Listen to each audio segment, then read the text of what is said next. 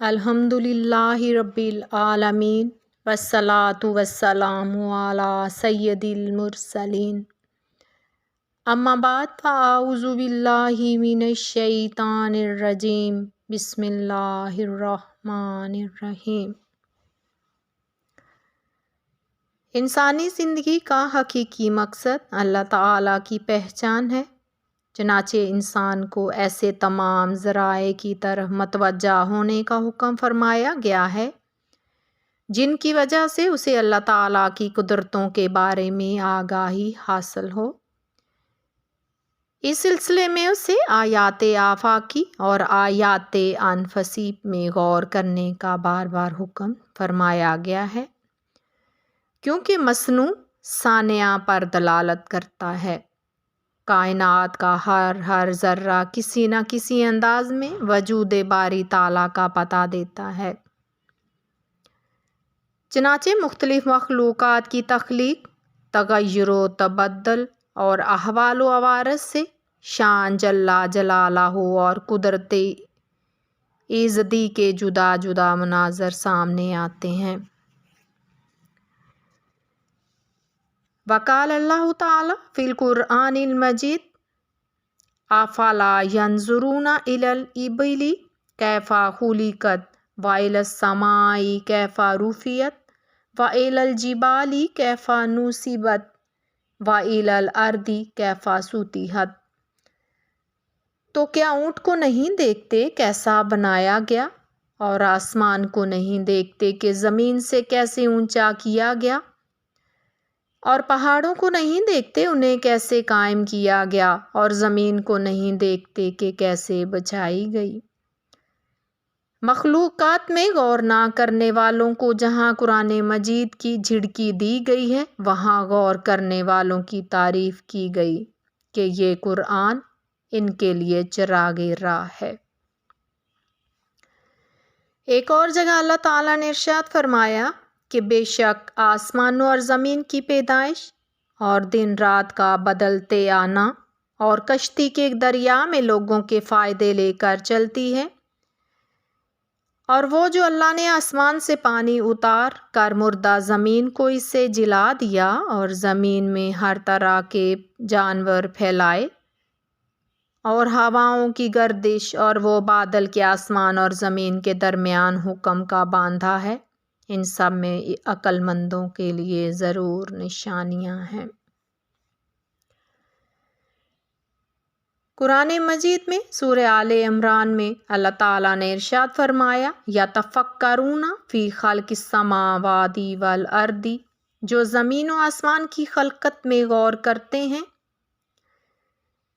اور سید المرسلین صلی اللہ علیہ وآلہ وسلم کا فرمان ہے لا عبادتی کل تفکر، کہ صحیح غور و فکر جیسی کوئی عبادت نہیں، بلکہ سید عالم صلی اللہ علیہ وآلہ وسلم نے صحابہ کرام سے ایسے سوالات بھی کیے ہیں جن سے پتہ چلتا ہے کہ آپ مخلوقات میں غور و فکر کی امت کو دعوت دے رہے ہیں۔ بخاری شریف میں ہے کہ نبی کریم صلی اللہ علیہ وآلہ وسلم نے فرمایا کہ درختوں میں سے ایک درخت ہے جس کے پتے نہیں گرتے، وہ مسلمان کی طرح ہے، مجھے بتاؤ وہ کون سا درخت ہے؟ لوگ جنگلوں کے درختوں میں غور کرنے لگے۔ ایک صحابی کے ذہن میں آیا کہ یہ کھجور ہے، تو انہوں نے شرم کی وجہ سے نہ بتایا۔ پھر صحابہ کرام نے عرض کیا کہ یا رسول اللہ صلی اللہ علیہ وآلہ وسلم وہ کون سا درخت ہے؟ آپ نے فرمایا وہ کھجور ہے۔ ایسے غور و فکر سے عقل سلیم والوں نے بڑے نتائج اخذ کیے ہیں۔ اللہ عز و جل نے تمام ارواح انسان کو اکٹھا فرمایا اور ان سے پوچھا کہ الستو بربکم، کیا میں تمہارا رب نہیں؟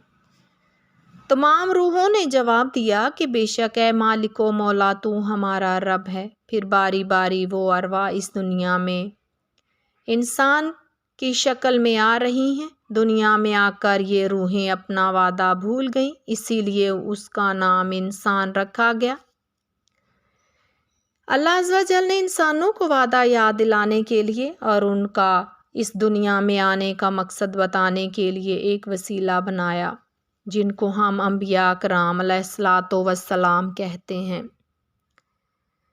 کیونکہ عام انسان بلا واسطہ اللہ عز و جل سے فیض حاصل نہیں کر سکتا، اس لیے انبیاء کرام علیہ الصلوۃ والسلام کو چنا گیا انسان کی ہدایت کے لیے۔ وقتاً فوقتاً انبیاء کرام علیہم رضوان تشریف لائے اور راستے سے بھٹکے ہوئے انسانوں کو سیدھے راستے پر گامزن کرنے کی کوشش کرتے رہے۔ جس انسان نے جس نبی علیہ الصلوۃ والسلام کا زمانہ پایا، اس نے اسی نبی علیہ الصلوۃ والسلام سے اللہ عز و جل کو مانا، اس کو دولت اسلام حاصل ہو گئی، اور جس نے اس دعوت حق کو قبول نہیں کیا، ٹھکرا دیا، اس نے کفر کیا۔ انبیاء کرام علیہم السلام کی تعلیمات میں شرعی احکام تو تبدیل ہوتے رہے، لیکن ایمانیات سب میں یکساں رہے۔ ان کی تبلیغ کا مرکز و محور ان 7 باتوں پر ہی رہا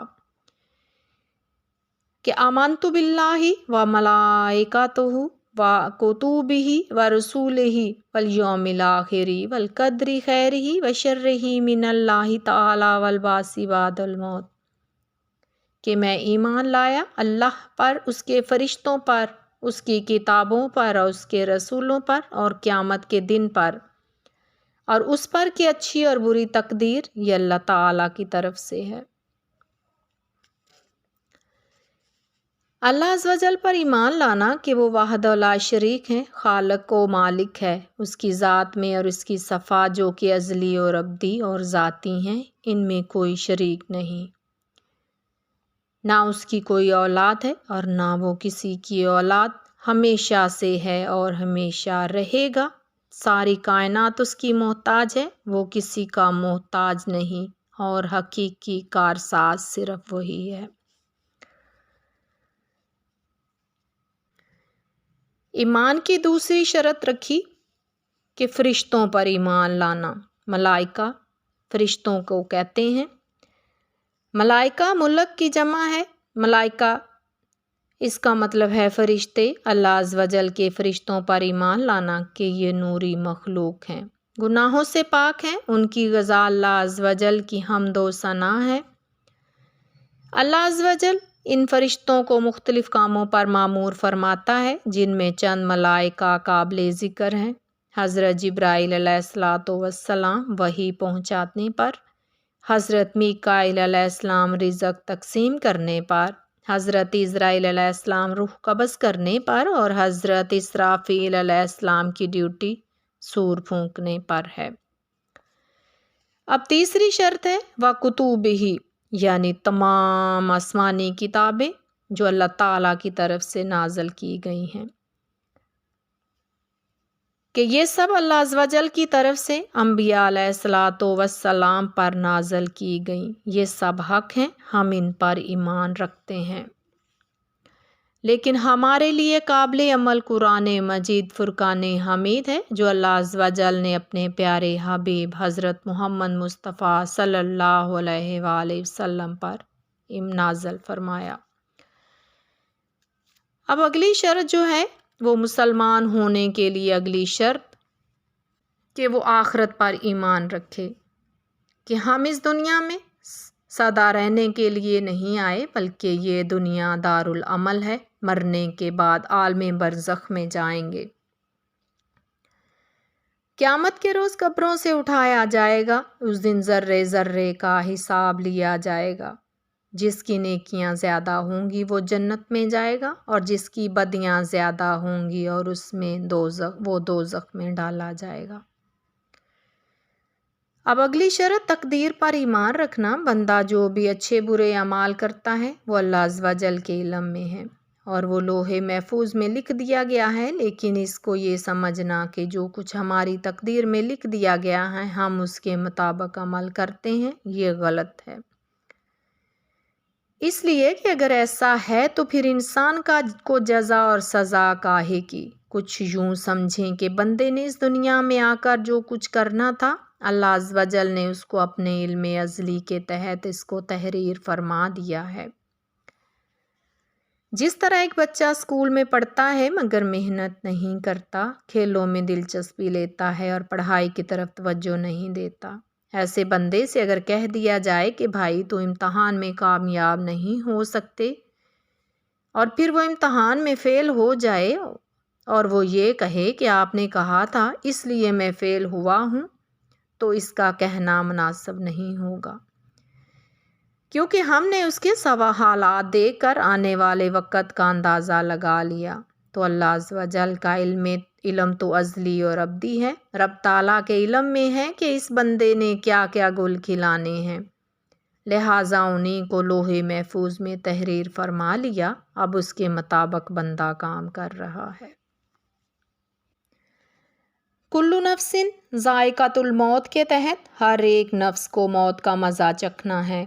کفار یہ سمجھتے ہیں کہ جب انسان مر جائے گا، مٹی میں مل جائے گا تو بات ختم، لیکن انبیاء کرام علیہ الصلاۃ والسلام نے ہمیں یہ درس دیا کہ مرنے کے بعد دوبارہ زندہ کیا جانا حق ہے۔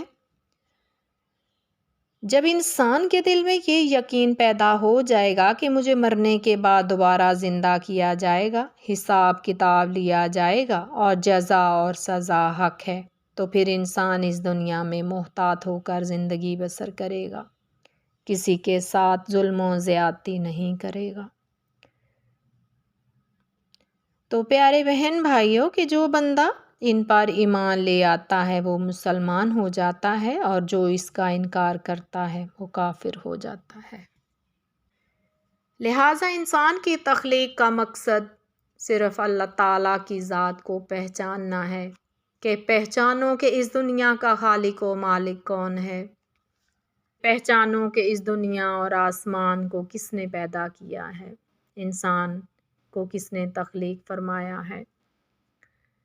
اس دنیا کا خالق و مالک صرف واحد و قہار ہے، وہ اللہ تعالیٰ کی ذات ہے۔